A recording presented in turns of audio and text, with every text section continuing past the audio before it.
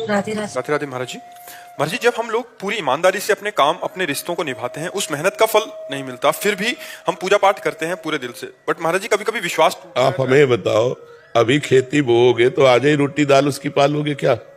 किसका प्रश्न है? अभी खेती बोओगे, गेहूं बोओगे तो आज ही रोटी बना लोगे क्या उसकी?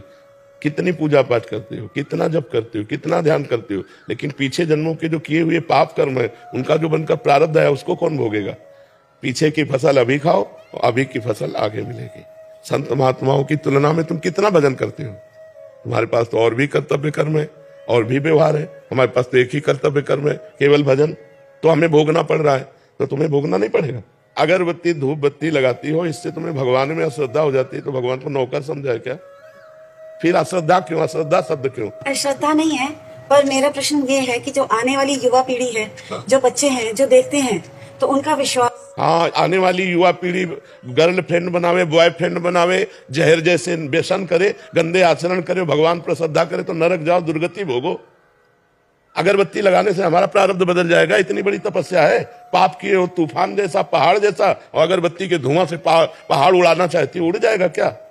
पाप करते समय सोचते हैं भ्रूण हत्या, गर्भ हत्या, बलात्कार, चोरी चोरी, नाना प्रकार के पाप करोगे, जब वो फलीभूत होंगे तब श्रद्धा करो भगवान पे, अश्रद्धा करो भोगना पड़ेगा तुम्हें। अगरबत्ती लगाओ चाहे धूप बत्ती लगाओ, अवश्य में भोक्तव्यम कृतम कर्म शुभाशुभम। समझ में आ रहा है ना? यह इतना भजन करो कि अपने प्रारब्ध को विध्वंस कर दो, तब देखो।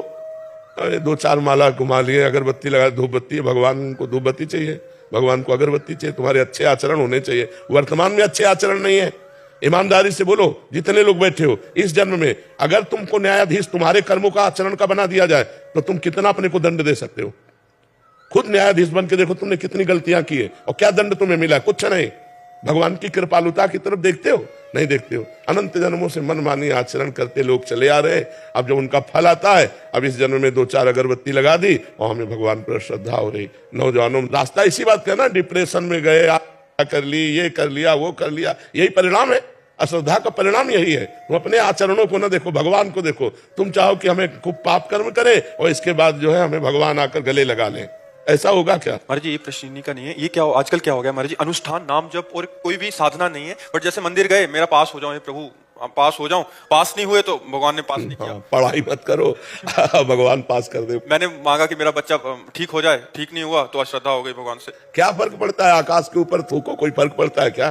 तुम्हारे मुंह पे चिट्ठियां पड़ेगी आके भगवान आकाश के समान महान है, उनको क्या फर्क पड़ता? उन्होंने देखो, उन्होंने आपको खेती दे दी, आपको बीज दे दिया, अब आप जो बोओगे वो आपको काटना होगा। आपने पसंद किया बम्बूल, तो बम्बूल जगेगा उसमें बोया जो आपने।